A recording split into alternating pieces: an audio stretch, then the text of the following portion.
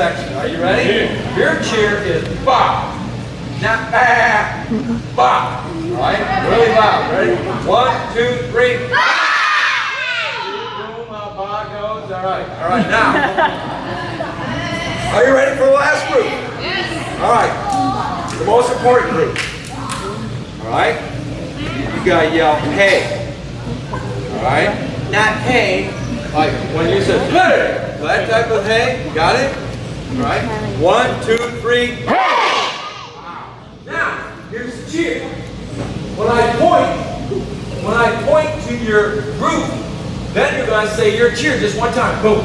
All right? So if I were to point at that group, they would say, woo! They weren't ready. If I point to that group, they would say, woo! All right. And if I point to this group, they go, ah! And if I point to that group, you go, hey! All right.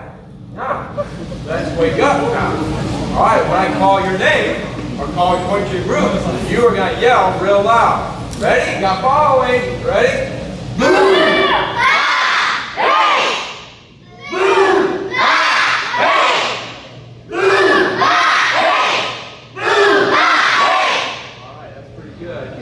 I think we can do some more stuff. All right? Ready? Boom! Boom! Hey! Hey! Hey! Boom! Boom! Hey! Hey! Hey! Boom! Boom! Hey! Hey! Hey! Boom! Boom! Hey! Hey! Hey! Hey! Hey! Hey! Let's give yourself a hand.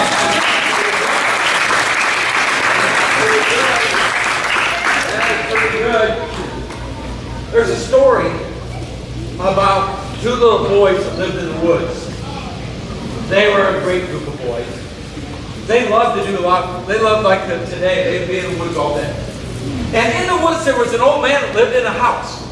And they would go and talk to the old man every day. And he knew the answer to everything.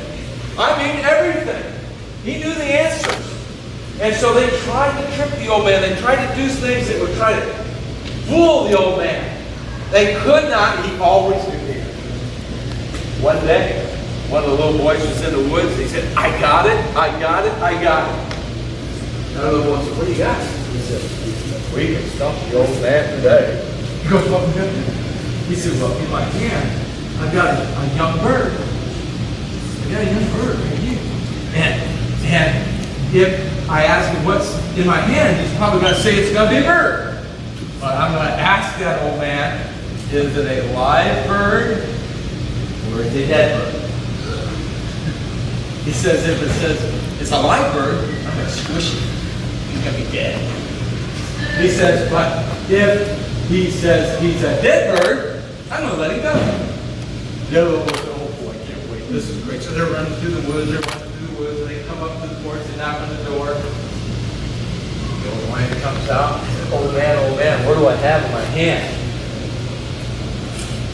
He looks at these boys. He knows they're going to trick him. He's going to be tricked by these boys. He goes, in your hand you have a bird. Oh, but is it a live bird or is it a dead? Yikes. What did that old man say? What would he do? Neither. Yeah, well, here's what the old man said. He was wise, because he knew if he says a live bird is going to get squished, if he says a dead bird is going to let go. So he said this. He said, in your hand, you decide the fate of that bird. In your hands, you're going to decide the fate of that bird. Is he going to stay alive or are you going to kill him? But that's up to you. Right? Lots of times, that's the way we have to think about in our life. Are we going to have a good day or a bad day? Good day. Who decides that? Yeah. All right? Who decides that we're going to have a good day or a bad day? If we're going to be grouchy, if we're going to be mean or mad, who decides that? We decide that, don't we? Yeah. We make those decisions. Right? We've got to do those things that are right and honest and being a good brother or a good sister. It's very important that we do that. So we got to think about what do we do in our life to make sure that we're doing the right things. Okay? When I was much younger, I had little boys just like you. Okay? One was 5 and one was 7.5. 5 and 7.5. Anybody here 5 years old? Anybody here 7? 6? All right. Good. I want to tell you a story about my boys that's kind of funny, but also kind of interesting. We were on the way to Grandma's house in the car, okay? And they're in the back seat. One was in a car seat, and one was in his regular seat, buckled up. And we were going to Grandma's house. Have you ever had an argument or a fight with your brother or sister? Anybody raise their hand? Lots of them. Lots of them. Yeah. Okay, you put your hands down. Ho, ho, ho. So, guess what? My boys would have lots of fights. Once in a while, one would go and try to punch the other one. Has anybody ever done that? Oh, there's been a couple of them here. So what I told them, I said, here's the rules of the car. All right? Let me tell you the car rules. There is an invisible line in the back seat of the car. You can't see it, but it's there. And you cannot cross that line. You cannot cross that line. If you cross that line, you're in trouble by me. Well, I'm driving on the way to Grandma's house, and sure enough, I heard one of my sons cry because the other one poked it. And I said, don't you do that. And if you do it again, you cross the line, I'm going to have to pull you out here on the side of the road, and you're going to have to hit a spot. It wasn't another 30 seconds down the road, and my oldest one poked my youngest one, and they tried. I pulled the car off the side of the road. Now, Daddy's not happy. Daddy opens up the door, and I unbuckle the seatbelt. I take my oldest one out and said, you cross the line. I gave a swat for the rear. I put him back in his seat. I buckled him on. Off the grandmother's house we went. But then he goes, but Daddy, I said, Robbie, we don't want to hear a word from you till we get to Grandma's house. But Daddy, no, nothing. We went a mile, we went another mile. Then another mile, then finally, he said, Daddy, I said, Robbie, what is it? He said, when you spanked me down there on the road, yes, you knocked my brand new shoe off my foot, and it's still laying back there on the road. Yes. So, I wasn't very happy about that. So what am I telling you? Isn't it important to do the right thing and obey the rules? All right? How many want to obey the rules? Good. You guys are listening really, really, really well. No wonder this is a great camp. All right. Here's what I want you to think about. How many, this is a sports camp, right? What camp are you, what are you doing? Basketball? Yeah! How about soccer? Yeah! How about cheerleading? How about volleyball? Yay! Not doing volleyball. You got them all. We got them, but we got a lot of sports here. Wow. Does anybody here have a favorite team? Raise your hand. You got a favorite team. Somebody that's your favorite team. What's your favorite team? Notre Dame. Lauren says Notre Dame. Lauren, you like Notre Dame? Let me ask you this question. Do you have anything that says Notre Dame on it?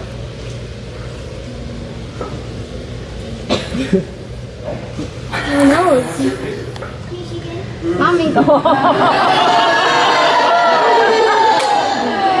Wait a minute. Do you have anything that has Michigan on it? What?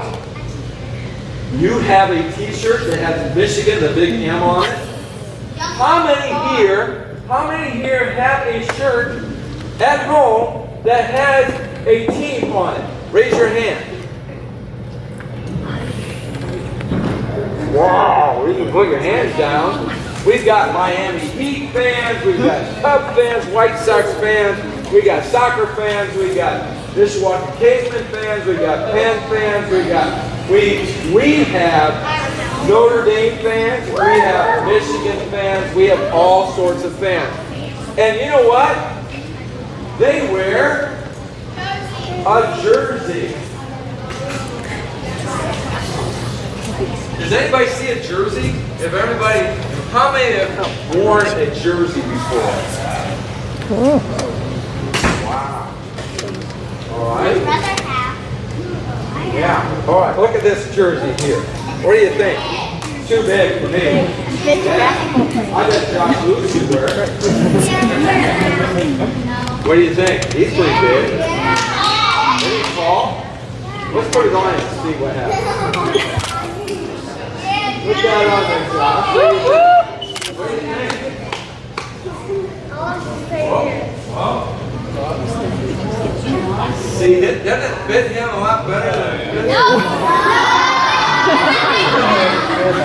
Boy, I tell you what, we got to get bigger players, but that's a pretty big jersey. And he's still, because this is a jersey. A lot of you guys have jerseys, right? Why? What's that called? Okay, here's the question. What's it called when you go to a game and you're in the stands and you cheer a lot? What are you called? Fans. A fan. All right? A fan. How many here are fans? Oh, yeah.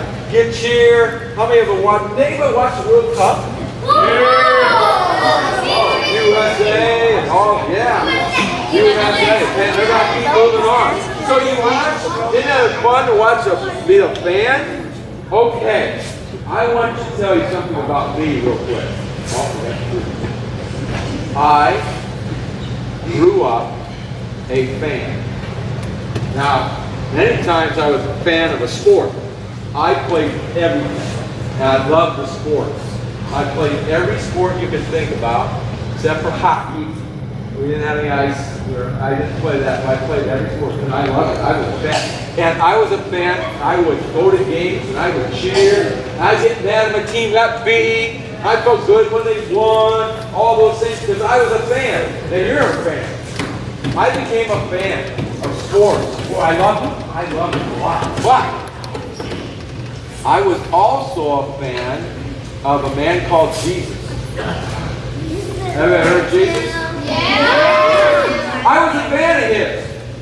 Right? So I cheered. You are too. I am too. I cheered for Jesus. I like to see things happen for him. I was excited about Jesus. Those are so many good things. All right. I tried to be a good boy, and I tried not to get in trouble because I knew that would make Jesus happy, and he was I was a fan of his and that. But you know what? If you can listen to this, and then we're going to be done. I found out that being a fan is not all what Jesus wants us to be. See, a fan does this. A fan sits in the stands. How many of you as fans, when you go to a game and you cheer, how many points do you score? If you're a fan, you're just on the sidelines. You're just cheering. You're not scoring points. You're not doing any of those things, are you? How many times as a fan are you always going to be on TV? Maybe once in a while, but most of the time everybody's out there that's playing the game. So what we have to do is we have to go from being a fan to a follower. I have a wristband here that says not a fan. I don't want to be a fan. I want to be a follower. Now, a person that's a follower of Jesus says, all right, I'm going to put you first. All right? You are above everything else. I'm going to put you first, and I'm going to follow you. And that's a big difference between being a follower and a fan. A fan is just somebody that cheers. Sits up in the stands. You know, I've heard, I went to Notre Dame, and Notre Dame games, they say that they do the fight song. Notre Dame fight song. Yeah. Laura has it down. And you got the Michigan. Come on. What's Michigan? What's Michigan? Isn't that? All right? But what should we be singing if we're a follower of Jesus? This little light of mine. Everybody knows that one? All right? We should be singing Jesus' songs. If I am a fan of baseball, I can play all the video games. Anybody ever play a video game with a sport? That makes me a fan because I like it. If I am a follower, though, of Jesus, I'm going to know his playbook. I'll repeat that again. If I'm going to be a follower of Jesus, I just don't play a video game. I'm going to know his playbook. The playbook has all the plays in it. And that's called a Bible. And so I need to be able to do that. If I am a follower of Jesus, I am going to communicate with the master coach. The way I can communicate is say a prayer at night, in the morning, or anytime during the day. I can pray to Jesus. And that is being a follower rather than a fan. So I hope that you can understand that a little bit. That as you are growing up and you've had great time here at camp, you only got one more day. Is that right? That you think about, you're all old enough to ask myself, am I a fan or am I a follower? Do I wear a jersey and pretend that I'm playing? Or do I really want to be in the game of following him? Let me challenge you as you listen to the message tonight, that you ask yourself, do I want to be a fan or a follower? We want to be followers. We don't want to be fans. We want to be excited about what Jesus can do for us. He loves us all. He loves us so much. He loves us so much. And we got to be thankful for that. I'm going to close with a story. Another story. There was a little boy when he was 5 years old. He couldn't wait till Daddy got home. He could not wait. He could not wait. It was just amazing. He could not wait. Every time when Daddy came home, oh boy, he would come there and say, Dad, let's go out and play. Let's go do it. He would just go out and do those. He just wanted Daddy. Well, Daddy would come home sometimes and be tired. He'd worked hard all day. He was just wore out. But here was little Johnny. Come on, Daddy, let's go outside. Let's go out and play. So one day, Daddy said, here's what I'm going to do. He went over, he grabbed a magazine, and he looked through it. And saw a picture of the world. The entire world was on this piece of paper. So he ripped it out. And then he tore it into little pieces. And then he took some Scotch tape and said, here, Johnny, you go put that world. You do that. You put the world together, and then I'll go out and play, and we'll just have all sorts of time. He said, okay, Daddy. So Dad, I'm going to sit down here. I'm going to read the paper. I'm going to see what's on TV. This is going to take Johnny a long time to do. 2 minutes later. 2 minutes later, little Johnny, 4 years old, comes in. And every continent, every country, every river, every ocean, everything is perfect. He made it perfect. He got it all together right. And his dad goes, oh my goodness, how can you do this? He goes, Daddy, it was easy. He said, how could that be easy? He said, well, Daddy, you see on the other side of the paper, there was a picture of a little boy. I just put the little boy together, just right. And when I did that, the world turned out right. So my prayer is for you that you turn out just right, because Father's given you a great opportunity to put those pieces together, and He's given us life and opportunity. So if we put those pieces together, you know what? The world's going to turn out right, and you're going to be able to follow Him and not just be a fan. So, I'm going to pray, and then we'll let you guys get back to cheering and yelling and hooting and hollering and running around, okay? Let's pray.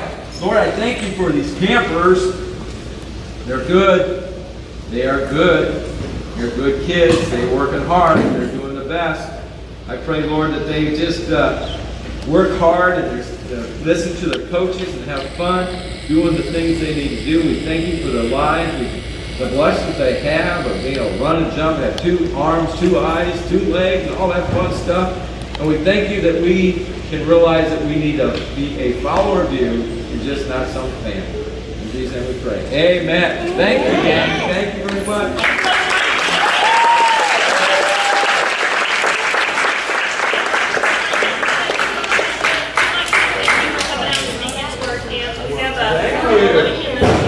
Pizza! Oh, He's gonna get an official game plan t-shirt.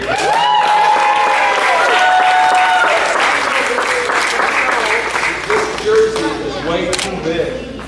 But I'm going to leave it. And tomorrow night, the counselor's going to give it to somebody.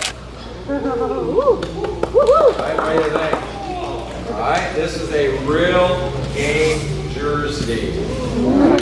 And I've got one here, and that one's going to stay too for somebody else. You might have to sleep in it, and that's okay. Alright? We'll have a lot of parents here tonight Well, too. So thank you so much. Well, thank you.